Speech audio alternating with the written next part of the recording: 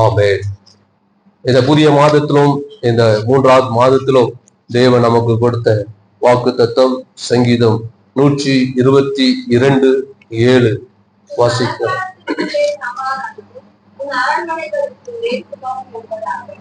எல்லாரும் எடுத்துக்கொட்டீங்கன்னா இப்பதான் நிறைய பைபிளே பரட்டுறாங்க.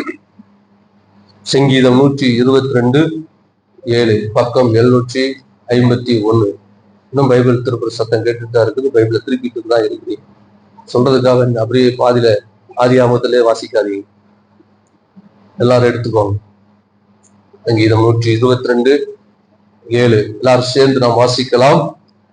உன் அலங்கத்திற்குள்ளே சமாதானமும் உன் அரண்மனைக்குள்ளே சுகமும் இருப்பதாக. அல்லேலூயா. இந்த சங்கீதத்தை தாவீது பாடியிருக்கிறார். தாவீது பாடின ஆரோகண சங்கீதம். ஆரோகண சங்கீதம் என்று சொன்னால் ஏற்றம் நிறைந்த சாவி, ஏற்றத்தோடு பாடக்கூடிய சங்கீதங்கள்.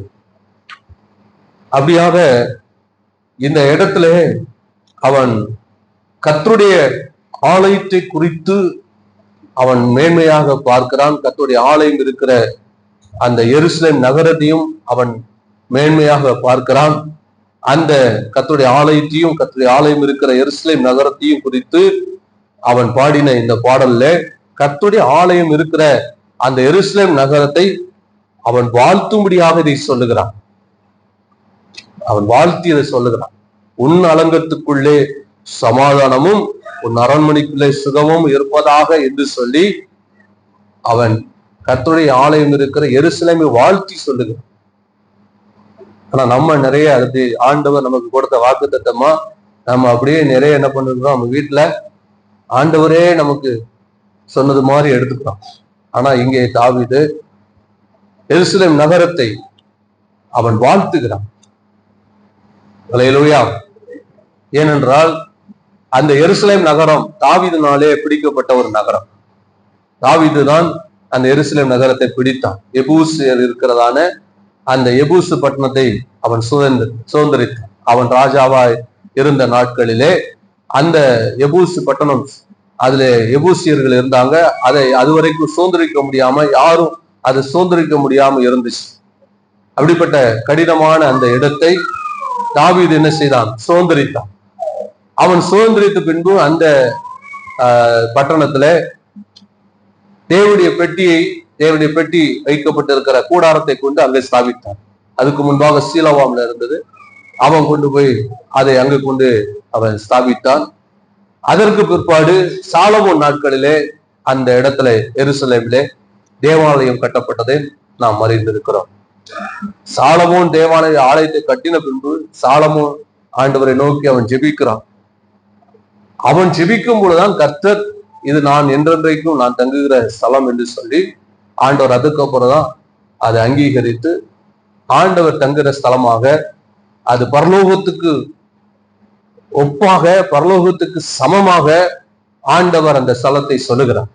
நான் சீயோனிலிருந்து உங்களை ஆசீர்வதிப்பேன். சீயோன் என்பது எருசலேமை குறிக்கிறது. ஆனால் தேவன் எருசலேமில் இருந்து என்று சொல்ல முடியாது. அவர் சீயோன் என்றால் அவர் பரலோகத்திலிருந்து நம்மை அவர் ஆசீர்வதிக்கிறவராக இருக்கிறார். அப்போ பரலோகத்துக்கு சமமாக அந்த சீயோன் சொல்லப்படுது. காரணம் தேவன் அங்கே வாசம் பண்ணினபடினாலே.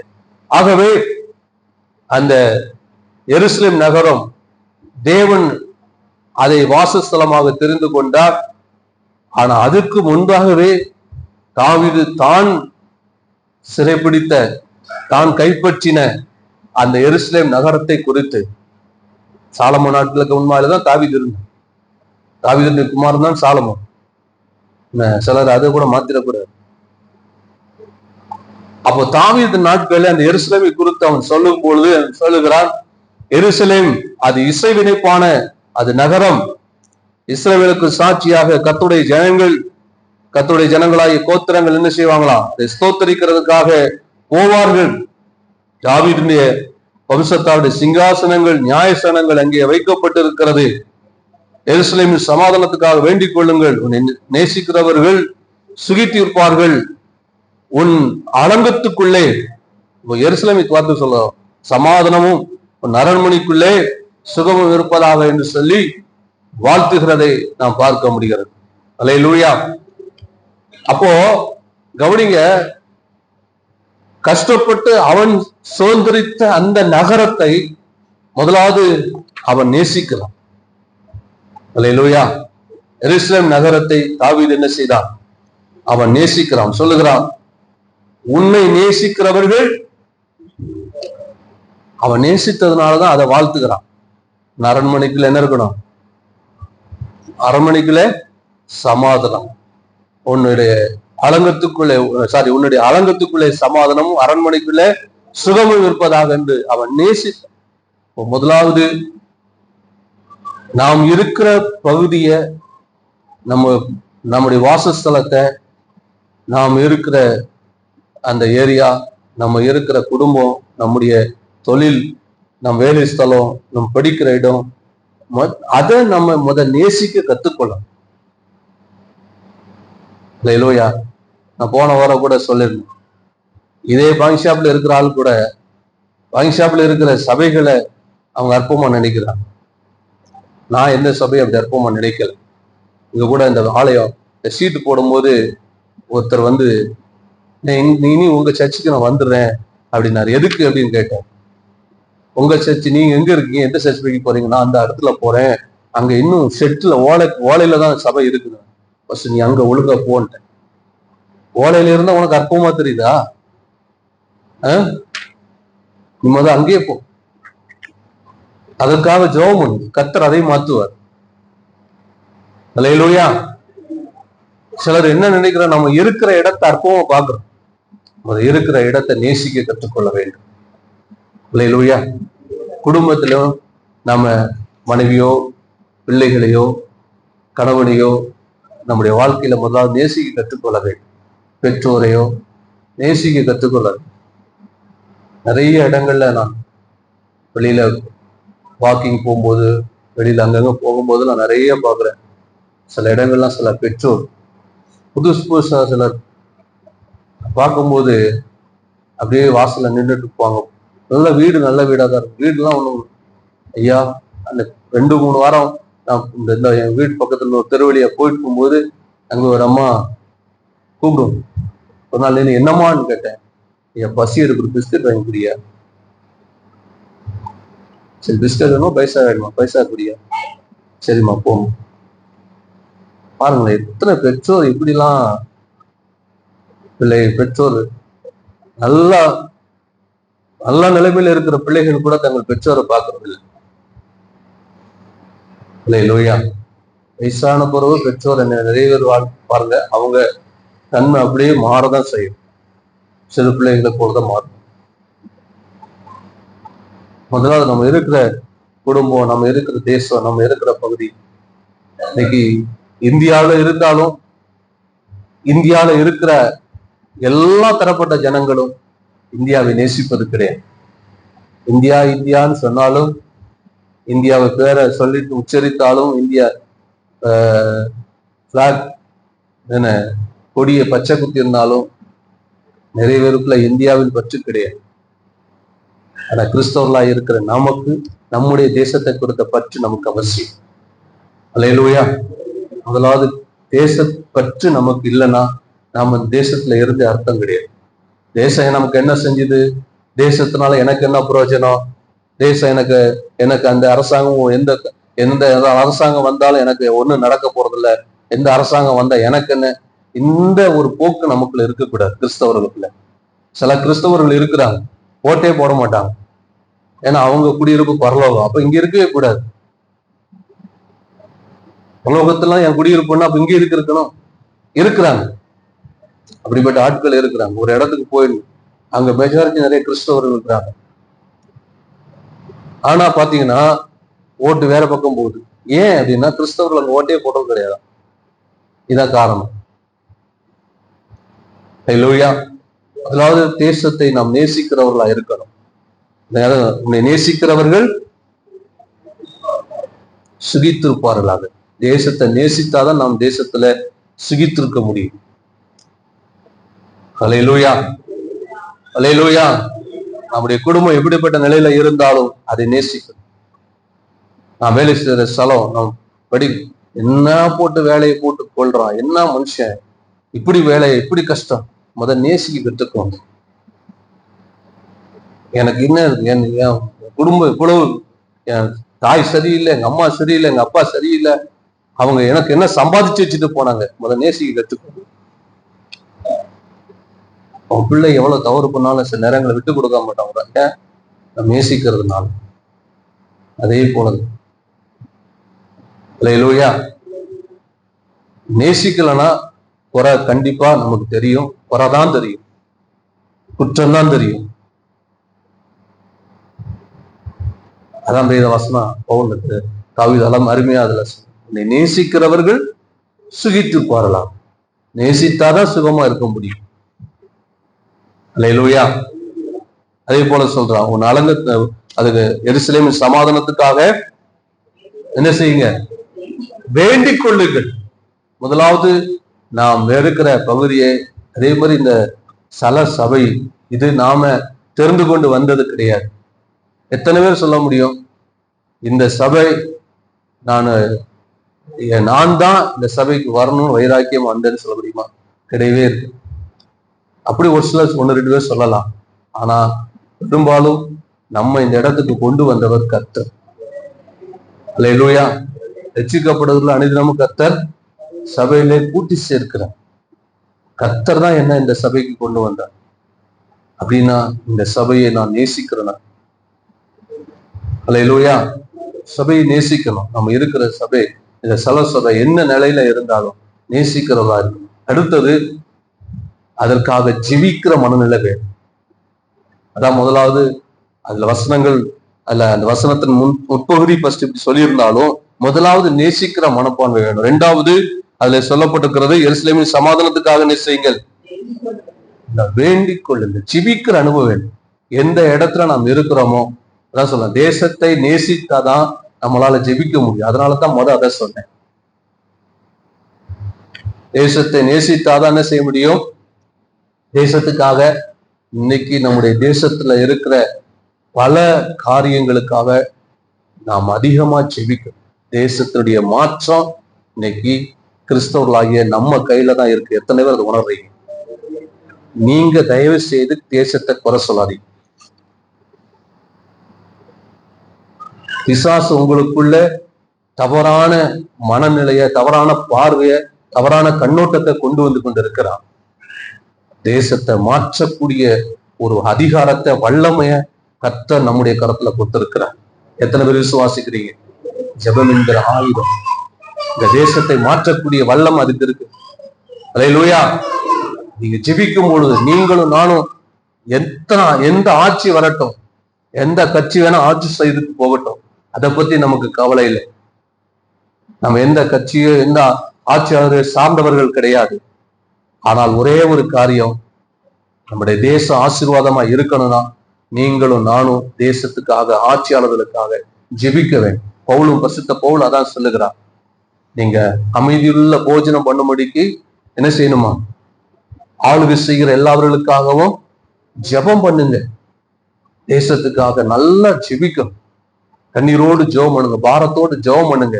நேரம் கிடைக்க போதெல்லாம், சமயம் கிடைக்க போதெல்லாம் ஜெபம் பண்ணுங்க.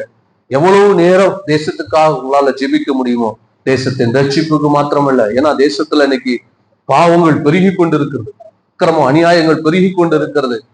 இதுக்கெல்லாம் ஒரு நல்ல தீர்வு வேணும் அப்படின்னு சொன்னா நீங்களும் நானும் ஜெபிக்கும் போதுதான் இந்த தேசத்துல பெரிய மாற்றத்தை, மனம் திரும்புதல நான் பார்க்க முடியும். அல்லேலூயா, அல்லேலூயா. ஆண்டவர் இயேசு கிறிஸ்து இந்த உலகத்துக்கு அவர் வந்ததான் நோக்கம் மதத்தை ஸ்தாபிப்பதற்காக அல்ல. மனிதன் மனம் திரும்புதலுக்கு ஏற்ற கனிகளை கொடுக்கணும் தான் வந்தார். ஆக நம்ம தேசம் மனம் திரும்ப வேண்டும் என்று சொன்னா இன்னைக்கு ஒரே நம்முடைய கண்ணோட்டம், அதாவது அது அவசியம்தான். சபை வளரணும், கிறிஸ்தவம் பெருகணும், இதெல்லாம் நமக்கு அது அவசியம்தான். ஆனா அதை விட மிக முக்கியமான ஒரு காரியம் என்னன்னா, தேசம் மனம் திரும்பணும். அல்லேலூயா. தேசத்தின் ஜனங்கள் மனம் திரும்பணும், பொல்லாத காரியங்களை விட்டு மனம் திரும்பணும், பாவத்தை விட்டு மனம் திரும்பணும். இதற்காக நீங்களும் நானும் ஜெபிக்கும் பொழுது தேவன் நிச்சயமா நம்முடைய தேசத்துக்கு ஒரு பெரிய விடுதலையை தருவதற்கு போதுமானவராய் இருக்கிறார். அல்லேலூயா. அதே போல தேசத்துல ஆளுகை செய்கிற அந்தகார வல்லமைகள், இருளின் ஆதிக்கங்கள் நிர்மூலமாக்கப்படுவதற்காக நாம் எல்லாம் ஜெபிப்போம். ஆண்டவர் நிச்சயமாக தேசத்துல இருக்கிற இந்த அந்தகார வல்லமை கிரியல் எல்லாம் நிர்மூலமாக்கி தேசத்தின் ஜனங்களை அதிலிருந்து விடுதலையாக்க போதுமானவராய் இருக்கிறார். அல்லேலூயா.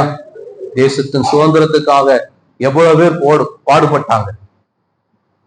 அப்படி பாடுபட்டு அவங்க அதற்கான ஜெயத்தை பார்த்தாங்களா, பார்க்கலையா? அப்படி விட்டுட்டு போனாங்களா? சுதந்திரத்துக்காக போராடி சுதந்திரத்தை பெற்று தந்தாங்களே. அப்படி என்றால் இந்த தேசத்தை எல்லா பாவத்திலிருந்தும் எல்லா பிசாசின் அடிமைத்தனத்திலிருந்தும் நாம் விடுவிக்கிற வரைக்கும் நாம விடக்கூடாது. அதற்காக நாம் தொடர்ந்து என்ன செய்யணும்? ஜெபிக்கணும். அதனால சபையில பிரேயர்ல ஒரு வேத பகுதியை நம்ம தியானித்தோம். இதே சங்கீதம் 123 அதுக்கு அடுத்த சங்கீதத்துல வாசிங்க, 1-2 வசனத்தை வாசிங்க.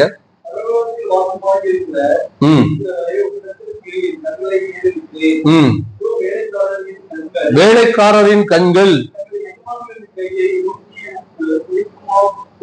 நோக்கி இருக்குமா போலவும்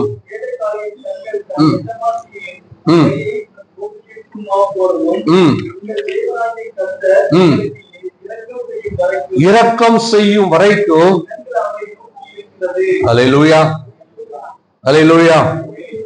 அதாவது நான் ஏற்கனவே சொல்லியிருக்கிறேன், இந்த உலகத்துல தேவன் வைத்திருக்கிற பல காரியங்கள் தேவனுக்கும் பரலோக ராஜ்யத்துக்கும் அது உவமையாக ஒப்பிடக்கூடியதாக இருக்கிறது. அதை நாம் இந்த உலகத்துல பல காரியங்களை நாம் சரியா புரிந்து கொண்டால், அண்டர்ஸ்டாண்ட் பண்ணிட்டோம்னா தேவனை நம்ம சரியா புரிந்து கொள்ள முடியும். பரலோக ராஜ்யத்தை சரியா புரிந்து கொள்ள முடியும். பரலோக ராஜ்யத்தை குறித்து ஆண்டவர் பேசும்போது எடுத்த உடனே பரலோகத்தை பத்தி உங்களுக்கு தெரியுமா அப்படின்னு பேசல. அப்படியா பேசினாரு? கடுகு தெரியுமான்னார். கடுகு தெரியுமா? இப்ப நம்ம இன்னைக்கு நூதன பிரசங்கத்தை நம்ம கற்றுக்கொண்ட நம்முடைய மூளை அறிவை கொண்டு நூதனமாக முறையில பேசுறதுனால ஒரு பிரயோஜனம் கிடையாது. இயேசு சிம்பிளா பேசினார், சிம்பிளா கற்றுக் கொடுத்தாரு. ஆனா ஜனங்கள் உள்ளத்துல புரிஞ்சுது. கடுகு தெரியுமான்னாரு. பரலோகராஜ்யம் அது மாறிப்பா அப்படின்னு சொல்லி அதை விளக்குறாரு. அதே மாதிரிதான் இங்க இந்த சங்கீதத்துல ஜெபத்தை குறித்து சொல்லும் பொழுது ஒரு ஊமையை அது அழகா பாடலா பாடி இருக்கிறது. வேலைக்காரன் கண் தன்னுடைய எஜமானை நோக்கி இருக்குமா போல, வேலைக்காரின் கண் தன் எஜமானியை நோக்கி இருக்குமா போல. ஒரு பண்ணையாரத்துல ஒரு எஜமான இடத்துல வேலை செய்கிறான் என்று சொன்னா, அவன் வேலை செய்து தன்னுடைய கூலிக்காக எப்பொழுதும் என்ன செய்தான்? தன் எஜமானையே பார்த்து கொண்டிருக்கிறான். நிறைய சில ஆட்கள் நம்ம சபைக்கு வரவங்க வீட்டு வேலை செய்யற ஆட்கள் நிறைய இருக்கிறாங்க. வீட்டு வேலைக்கு போவாங்க. வீட்டு வேலைக்கு போறவங்க பாருங்க, அவங்களுக்கு அந்த சம்பளம் வாங்கக்கூடிய நாள் வந்தோன்னே என்ன செய்வாங்க? அப்படியே தன் எஜமானியே பார்த்துட்டு இருப்பாங்க. எது வரைக்கும் பார்ப்பாங்க? அந்த எஜமானிட்டு இருந்து தனக்கு சம்பளம் கிடைக்கிற வரைக்கும் பார்த்துட்டே இருக்கும். சம்பளமும் வாங்கிருப்பாங்க, 2 மாசம் சம்பளம் வாங்கியிருப்பாங்க. இப்போ அவங்களுக்கு ஒரு பைசா தேவை இருக்கும். போய் கேட்பாங்க, ஒரு 500 ரூபா கொடுமா. 500 ரூபாய் 2 மாசம் சம்பளம் வாங்கிட்டிய, அதுக்கு அடுத்த மாசத்துல கழிச்சுக்குமா? கழிக்கிறதுக்கே இருக்காது, அடுத்த மாசத்துல கழிச்சுக்குமா? கேட்டுட்டு விட்டுருவாங்களா? 2 மாசம் சம்பளம் வாங்கிட்டோம், திருப்பியும் போய் 500 ரூபா தா 1000 ரூபா தான் கேட்கிறோமே, இவங்க எப்படி தருவாங்க அப்படிலாம் யோசிக்க மாட்டாங்க. அவங்க தர்ற வரைக்கும் அவங்களே பார்த்துட்டு, தர்ற வரைக்கும் அவங்களதான் பார்த்துட்டு. ஏன்னா அவங்களுக்கு ஒரே நம்பிக்கை என்ன தெரியுமா? அவங்க எஜமானிட்டு. அவங்களுக்கு நம்பிக்கை அவங்க எப்படியாவது தருவாங்க. கடைசியில அவங்க தர்ற வரைக்கும் அவங்களுக்கு. இதைத்தான் இங்க அருமையான சங்கீதம். உன் தேவனாய கர்த்தருடைய கண்களிலே இரக்கம் கிடைக்கும் வரைக்கும் உன் கண்கள் என்ன செய்யணும்? நம்முடைய தேசம் ஆசீர்வதிக்கப்படுகிற வரைக்கும், நம்முடைய தேசம் சந்திக்கப்படுகிற வரைக்கும், அவர்கிட்ட இருந்து பதில் வருகிற வரைக்கும் நம்முடைய கண்கள் அவரையே நோக்கி இருக்கிறோம். அல்லேலூயா. அதுதான் ஜெபம். புதிய ஏற்பாட்டுல கூட ஆண்டவராய் இயேசு கிறிஸ்து ரோமை சொல்லுகிறார். ஒரு ஏழை விதவை ஒரு அநீதி நீதி நியாயாதிபதி இடத்துல போகிறார். அந்த அநீதி நீதி அந்த நியாயாதிபதி அவன் மனுஷனை மதிக்காதவன், அவன் கடவுளுக்கு பயப்படாதவன். ஆனாலும் இவள் தொடர்ந்து அவனிடத்துல கேட்கிறா. அவனோட தொந்தரவு தாங்காம அவளுக்கு என்ன செய்யறானா? இதுதாங்க ஜெபம். விசுவாசத்தோடு பிரச்சனையே பேசி கொண்டிருக்காம, நீங்க பிரச்சனையை பேசி பாருங்க, உங்க விசுவாசம் மட்டுப்படுத்தப்படும். உங்க பிரச்சனையே பேசிக்கொண்டு இருந்தால் உங்கள் விசுவாசம் செயலற்று போய்விடும். நல்லா புரிஞ்சுக்கோங்க. நீங்க பிரச்சனைய பேசுறதை நிறுத்திட்டு, பிரச்சனையை பார்க்கறத நிறுத்திட்டு, பிரச்சனையை கையில் எடுக்கிறத நிறுத்திட்டு நீங்க ஜெபிக்க மட்டும் ஆரம்பிங்க.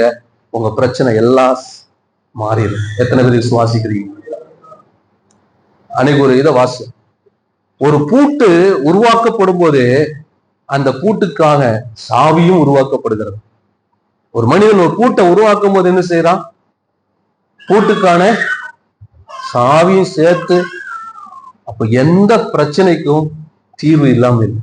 எல்லா பிரச்சனைக்கும் கடவுளிடத்துல, தேவனிடத்துல என்ன இருக்கு? தீர்வு இருக்கு. அல்லேலூயா.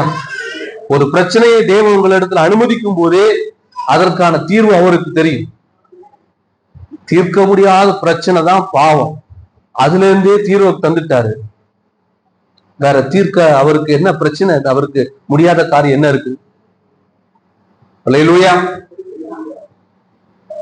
நம்ம ஜெபிக்கும் போது கர்த்தர் 2 காரியம் சொல்லும். ஒண்ணு, பிரச்சனைகள் மத்தியில, பிரச்சனை நேரங்களிலே நாம் அவரை தேடணும். அதை சங்கீதத்துல நிறைய நாம் வாசிக்கிறோம். ஆபத்தில் அவர்கள் என்னை நோக்கி கூப்பிட்டார்கள், அவர்களை விடுவித்தேன். பல விதங்களை 107ஆம் சங்கீதம், பல சங்கீதத்துல பிரச்சனைக்குள் வரும்பொழுது நாம் தேவனை தேடுகிற நேரத்துல என்ன, எந்த சூழ்நிலையில் இருந்தாலும் அதுல இருந்து நமக்கு அவர் விடுதலை தருகிறார், தீர்வு தருகிறார். இன்னொன்று, பிரச்சனை வருவதற்கு முன்பாகவே தப்பித்துக் கொள்ளும்படியான ஞானத்தை தருகிறார். பிரச்சனை வந்த பிறகு அதுல இருந்து தீர்வுக்காக ஜெபித்தவன் தாவீது. பிரச்சனை வருகிறதுக்கு முன்பாகவே அதுக்கான ஞானத்துக்காக ஜெபித்தவன் சாலமோன். அல்லேலூயா. 2ஐயும் அவரே கொடுக்கிறார். நம்ம 2ஐயும் கேட்க முடியும். அல்லேலூயா. பிரச்சனை வந்தாலும் தீர்வுக்காக கேளுங்க, தருவார். பிரச்சனை வர்றதுக்கு முன்னாடி ஆண்டவரே இந்த ஜனங்களை விசாரிக்கிறதுக்கு எனக்கு ஞானம் தர. உங்க அப்பா கூட அப்படி கேட்கலப்பா, பிரச்சனை வந்தாதான் எப்போ என்ன கூப்பிட்டுட்டே இருப்பான். ஆனா நீ ஃபர்ஸ்டே கேட்ட பாருப்பா, ஞானம் மட்டும் இல்லப்பா, எல்லாத்தையும் தாரு, வச்சுக்கோ. அல்லேலூயா. கர்த்தர் பாருங்க எதை நம்மகிட்ட எதிர்பார்க்கிறார். எப்பவும் பிரச்சனையை பேசிக்கொண்டு இருக்கிறவர்கள் அல்ல, பிரச்சனையை சந்திக்க இயலாதவர்களே அல்ல, பிரச்சனையோடு போராடி கொண்டிருக்கிறவர்களே அல்ல, ஜெபித்து தேவனிடத்திலிருந்து தீர்வை பெற்றுக் கொள்ளுகிறவர்கள், ஜெபித்து பிரச்சனையில இருந்து நாம் ஞானமாய் நம்மை தப்பித்துக் கொள்வதற்கான வழியை தேடுவதற்கு. அல்லேலூயா. அல்லேலூயா. அப்போ சோதனையை தப்பித்துக் கொள்வதற்கான போக்கை தேவன் ஏற்படுத்தும், அந்த ஞானம். அல்லேலூயா. நம்ம இது 2 இல்லாம அதை எப்பவும் என்ன செய்யறோம்? பிரச்சனையை கையில் எடுத்து பிரச்சனையே பேசிட்டு இருக்கிறோம். நான் எதுக்காக அங்க போனேன்னு தெரியல, ஜெபிக்கிறத பத்தி பேசணும். ஜெபம் பல காரியங்களை யோசித்து தியானித்து கொண்டு இருக்கிறதுனால, அத மனதுல இருந்ததுனால அது பேசினேன். அப்போ பாருங்க, எருசலேமின் சமாதானத்துக்காக என்ன செய்யுங்க. அப்போ வேண்டிக் கொள்ள வேண்டியது நம்முடைய தேசத்துக்காக, தேசத்துல இருக்கிற மோசமான பல சூழ்நிலைகளுக்காக நாம் அதிகமா என்ன செய்யணும்? ஜெபிக்கணும். முதலாவது என்ன செய்யணும்? நேசிக்கணும். 2வது ஜெபிக்கணும். 3வது என்ன செய்யணும்? வாழ்த்தணும். முதலாவது அந்த எருசலேம் நகரத்தை அவன் நேசித்தான், ஜெபித்தான், வாழ்த்துகிறான். வாழ்த்தும் போதுதான் இந்த 7ஆம் வசனத்தை சொல்லுகிறான், உன் அலங்கத்திற்குள்ளே என்ன உண்டு? சமாதானமும் உன் அரண்மனைக்குள்ளே சுகமும் இருப்பதாக என்று சொல்லி வாழ்த்துகிறார். உன் அலங்கத்திற்குள்ளே சமாதானம். அலங்கம் என்று சொன்னா நிறைய இடங்கள்ல, நிறைய வசனத்துல, நிறைய விளக்க உரைகளிலும் சில, அதாவது மொழிபெயர்ப்புகள்லையும், ஆங்கிலத்துல நிறைய மொழிபெயர்ப்பு இருக்கிறது, தமிழ்லையும் நிறைய மொழிபெயர்ப்புகள் இருக்கிறது. சில இடங்கள்ல அந்த மதில் சுவரை என்ன செய்யப்பட்டிருக்கிறது? அலங்கமாக, அந்த பட்டணத்தினுடைய மதில் அதே அலங்கமாக சொல்லப்பட்டிருந்தாலும் ஒரு சில இடத்துல அந்த மதில்களுக்கு மேலாக ஒரு சின்ன கூண்டு போன்ற அமைப்பு இருக்கும், கிளிக்கூண்டு. அது நம்முடைய தமிழ்நாட்டுல ஒரே ஒரு கோட்டைகளை மட்டும்தான் இருக்குதான், செஞ்சி கோட்டையில இருக்குதான். அந்த கிளிக்கூண்டு போன்ற அமைப்பு தான் மிக முக்கியம் வாய்ந்த ஒரு பகுதி. ஏன்னா அங்க இருக்கிற அந்த காவற்காரர் அவருக்கு பிரச்சனை வந்துச்சுன்னா அவருக்கு சமாதானம், அங்க அவருக்குள்ளே ஒரு அவரால் அந்த இடத்துல இருக்க முடியாத சூழ்நிலை உருவாகுது என்று சொன்னால் தேசம் நிச்சயமா சிறைப்பட்டு போவதற்கு, அந்த பட்டணம் சிறைப்பட்டு போவதற்கான வாய்ப்புகள் அதிகம். அதனால அவரு தான் ரொம்ப முக்கியமான ஆள். ஏன்னா அவர் தான் அந்த பட்டணத்தை பாதுகாக்க வேண்டிய மிகப்பெரிய முக்கிய பொறுப்புல இருக்கிறவர், அந்த கூண்டுல இருக்கிறவர். அதுல இருந்து எதிரியை தாக்குவதற்கு, எதிரியை கண்டுபிடித்து உள்ளே தகவல் சொல்லுவதற்கு அது முக்கியமான. அப்ப அந்த அலங்கத்துல இருக்கிற அவர்களுக்கு என்ன வேணும்? நல்ல சமாதானம் வேணும். அதே போல அந்த அரண்மனையில அந்த மதில் சுவர்களுக்குள், கோட்டைக்குள்ள குடியிருக்கிற ஜனங்கள், ஏன் கோட்டைய இன்னைக்கு நமக்கு அப்படிப்பட்ட நகரங்களை நாம் பார்க்க முடியாது. ஆனா அந்த நாட்கள்ல பல நகரங்கள் என்ன செய்யப்பட்டிருக்கு? மதில்களால் சூழப்பட்டிருந்தது. ஏன்னா எதிரிகள் வந்து தாக்காதபடிக்கு பாதுகாப்பதற்காக பல நகரங்கள் மதில்களால் சூழப்பட்டிருந்தது. அப்போ அந்த மதில்களுக்குள்ள அங்கே சமாதானம் இல்லாத சூழ்நிலையில அங்கே இருக்கிற ஜனங்களுக்கு என்ன கிடையாது? பாதுகாப்பு கிடையாது. ஆகவேதான் உன் அலங்கத்திற்குள்ளே என்ன வேணும்?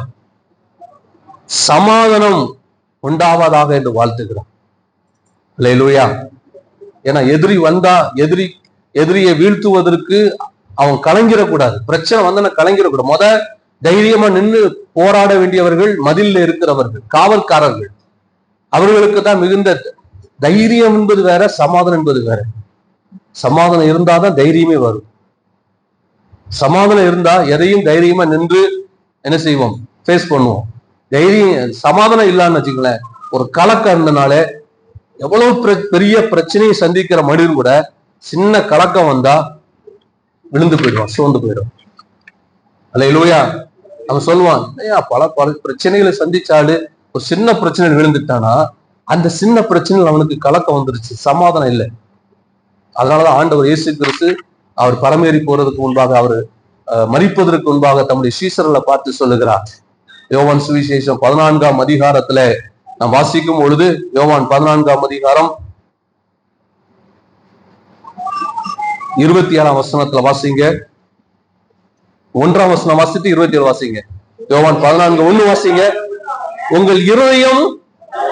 அப்ப ஆண்டவர் இயேசு முதலாவது அவர்களை என்ன பாக்குறாரு தெரியுமா? என்ன பாக்குறாரு? நான் போறேன், நான் உலகத்துட்டு போறேன், நான் மரிக்க போறேன். ஆனா நீ என்ன செய்யணும்? தைரியமா இருக்கணும். அப்படின்னா உனக்குள்ள கலக்கம் வரக்கூடாது. உங்கள் இருதயம் கலங்காதிருப்பதாக. தேவனிடத்துல விசுவாசமா இருங்கள். அப்போ கலக்கம் வந்துருச்சுன்னா எதையும் நம்ம பேஸ் பண்ண முடியாது. இதை சொல்லிட்டு தான் அடுத்த 27ஆம் வசனத்தை வாசிங்க. 27 கரெக்ட் தான்.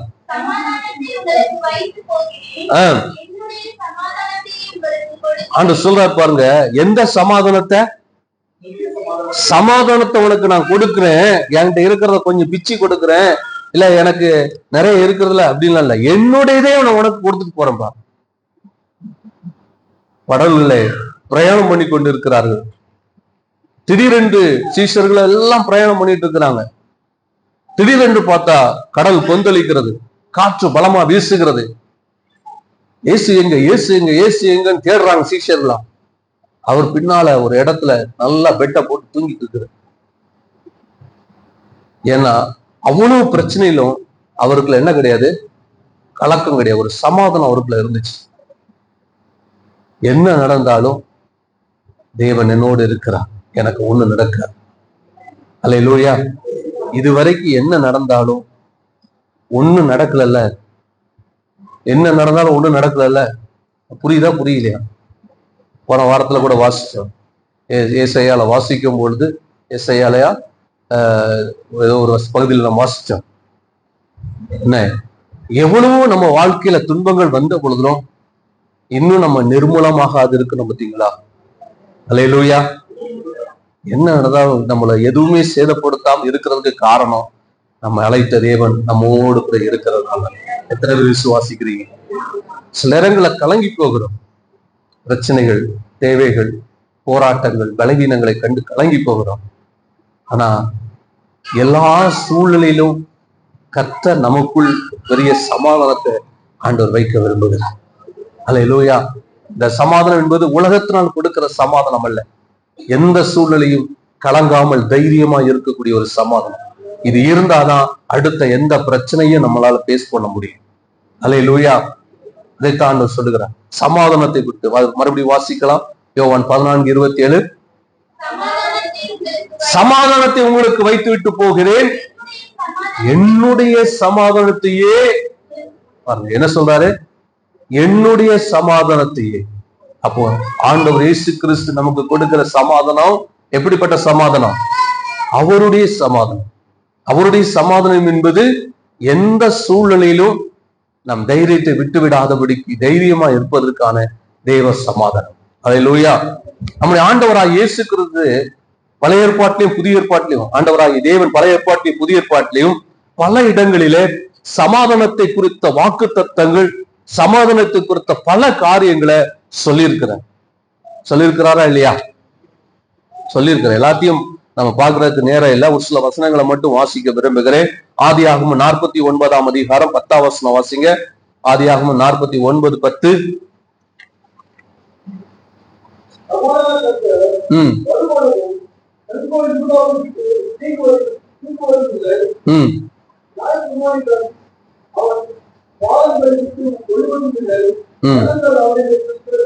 பாருங்க, தேவனை குறித்து நம்முடைய ஆண்டவராய் நம்முடைய சிருஷ்டி கர்த்தரை குறித்து சொல்லும் பொழுது அவர் யாரா? சமாதான கர்த்தர். இன்னும் சொல்ல ஆண்டவர் இயேசு கிறிஸ்துடைய வருகை குறித்து, இயேசு கிறிஸ்துடைய இந்த உலகத்துல அவர் மனுஷனா மாம்சத்துல வருகிறத குறித்து அன்றைக்கே இதுல யாக்கோபு அவன் சொன்ன காரியம் சமாதான கர்த்தர் என்று சொல்லுகிறான். அதே போல ஏசாயா 9ஆம் அதிகாரம் 6ஆம் வசனத்திலையும் இயேசுவுக்கு கிறிஸ்துவை குறித்து சொல்லப்படுகிறது. வாசிங்க. குமாரன் கொடுக்கப்பட்டார், கர்த்தத்துவம் அவருடைய தோளின் மேல் இருக்கும், அவர் நாமம் அதிசயமானவர்,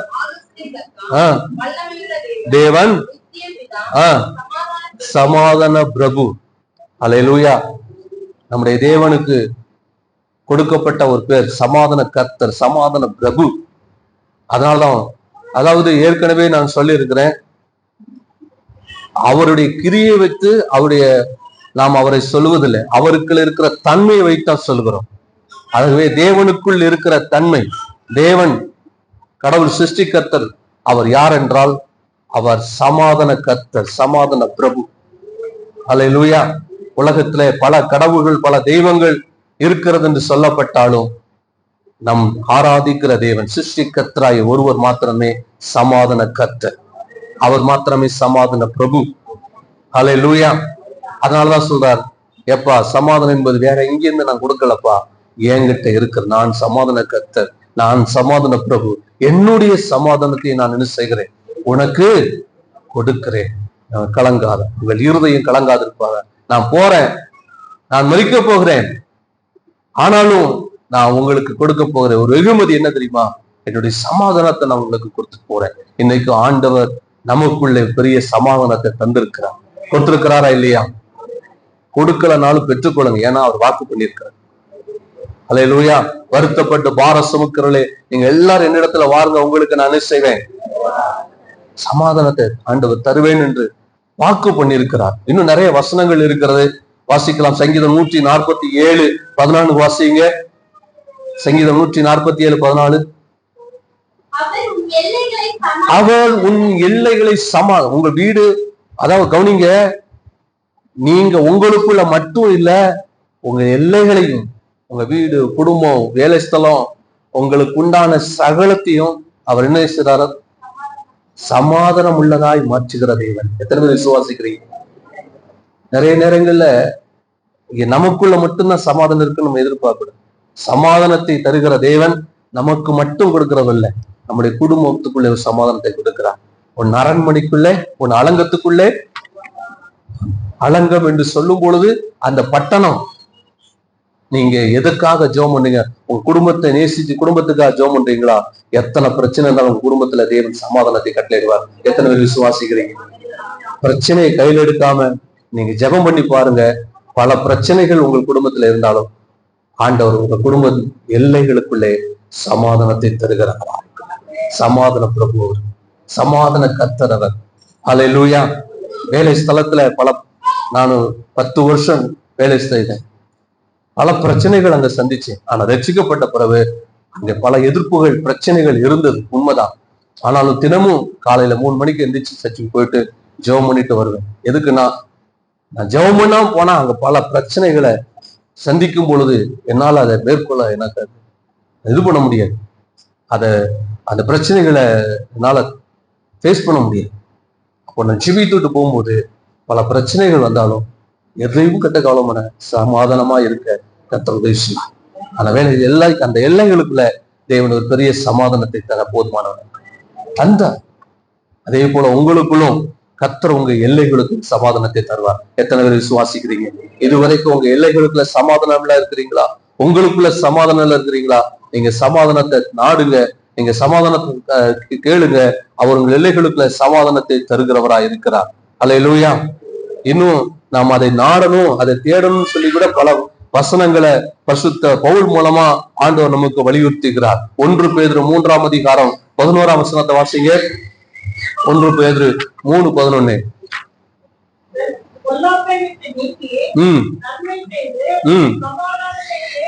சமாதானத்தை தேடி பாருங்க, சமாதானத்தை தேடுங்கிறார் பேதுரு சொல்கிறார். பவுல் தீமோத்தேயுக்கு சொல்கிறார். 2 தீமோத்தேயு 2ஆம் அதிகாரம் 22ஆம் வசனத்தை வாசிங்க. 2 தீமோத்தேயு 2:22. ஓடி சுத்த இருதயத்தோட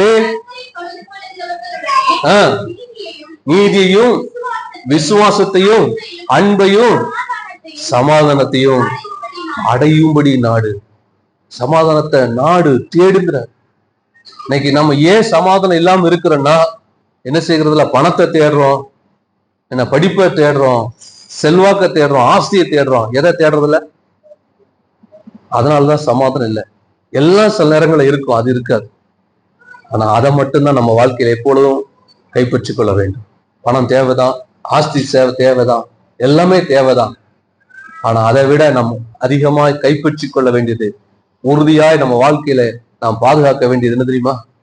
சமாதானம். இந்த ஒரே வாழ்க்கையில, குடும்பத்துக்குள்ள, என் எல்லைக்குள்ள எப்பொழுது என்ன வேணும்? இதை நாடுங்க, அதை தேடுங்க. இன்னும் சில வசனங்களை வாசிக்கலாம். 2 கொரிந்தியர் 13ஆம் அதிகாரம் 11ஆம் வசனம். 2 கொரிந்தியர் 13:11.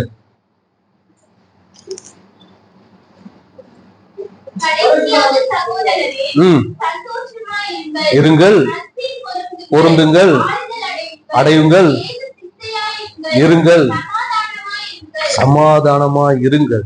சமாதானத்தை தேடு, சமாதானத்தை நாடு, சமாதானமா இரு. அல்லேலூயா. சமாதானமா தேடுவோம், நாடுவோம். நம்ம பஸ்ட் சமாதானம் இருக்க மாட்டோம். ஒரே பிசின்னு ஓடி நமக்குள்ள சமாதானம் இருக்காது. அல்லேலூயா. நீம சமாதானமா இருக்கு. ரோமர் 14:19.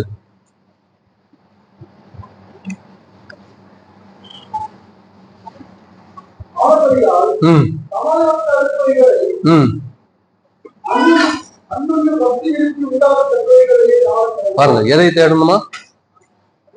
மறுபடியும் வாசிங்க. ஆகையால் சமாதானத்துக்கு அடுத்தவன் என்ன அர்த்தம்? சமாதானத்துக்கு கொடுக்கக்கூடிய காரியங்களை தேடு. பணத்தை சம்பாதிக்கிற வழியை மட்டுமே இப்ப தேடிட்டு கூடாது. பணத்தை தேட மட்டும் இல்ல, பணத்தை சம்பாதிக்கிற வழியும் தேடுவோம். கூடுதலா அடிஷ்னலா ஒர்க் பண்ணுவாங்க. சிலர் ஓவர் டைம் பார்த்து பணம் சம்பாதிக்கிறாங்க. சிலர் நின்றுவாங்க. அவங்க அடிஷ்னல் ஒர்க்கு, ஒரு கம்பெனில ஒரு வேலை பார்த்தாங்கன்னா இன்னொரு ஒர்க், காலையில ஏதாவது பால் போடுறது, பேப்பர் போடுறது, ஏதாவது ஒர்க் இருக்கும். ஈவினிங்ல ஒரு ஒர்க் வச்சிருக்கோம். சில ஆளுக்கு நிறைய இருக்கிறாங்க.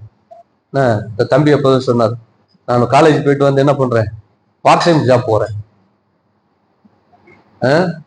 நல்லதுதான், அவசியம். ஏன்னா நம்ம நிறைய மேலை நாடுகள்ல சொல்றோம், மேலை நாடுகள் அமெரிக்காலாம் பாத்தீங்கன்னா நிறைய பாசஸ், நான் ஆரம்பத்துல நினைப்பேன் பாசஸ்லாம் அவங்க பிள்ளைகளை அமெரிக்கால படிக்க வைக்கிறாங்க. ஆனா என்ன தெரியுமா, அவங்கள கொண்டு போய் அங்க அனுப்புற வரைக்கும் தான் அந்த பாஸ்டருடைய வேலைகள். நிறைய பாஸ்டர் பிள்ளைகளை கொண்டு போய் எப்படியாவது அமெரிக்கால கொண்டு போய் விட்டுறாங்க, அவ்வளவுதான். அதுக்கப்புறம் அந்த பிள்ளைகள் அங்க ஒர்க் பண்ணி தான் படிக்கிறாங்க, வேலை செய்து தான் படிக்கிறாங்க. நிறைய பிள்ளைகள் வேலை செய்கிறது தப்பு கிடையாது, பாவம் கிடையாது. பணம் தேவைக்காக நம்ம அதுக்கான வழிகளை, அந்த சோர்ஸை தேடுகிறது. அதே போல சமாதானத்தை பெறணும்னா அதுக்கான வழியும் தேவை. அல்லேலூயா. சமாதானம்னா எப்படி சமாதானம் வந்துடும்? சமாதானம் வந்துருமா? சில நேரங்களை பேசாதபடிக்கு வாயை மூடிட்டுனாலே சமாதானம் வரும். ஆமாவா இல்லையா? என்ன சத்தத்தை காணும், இதுக்கு மட்டும் சத்தத்தை காணும், அதான் சொல்லுது. ஆனா இது ரெண்டு வர்றதுக்கு முன்னாலே போடு அணைய. அப்ப அடுத்து நாடு, நாடு பிரச்சனை பெருசாகி சமாதானத்தை நாம் இழந்து போகிறதுக்கு முன்னால் என்ன செய்?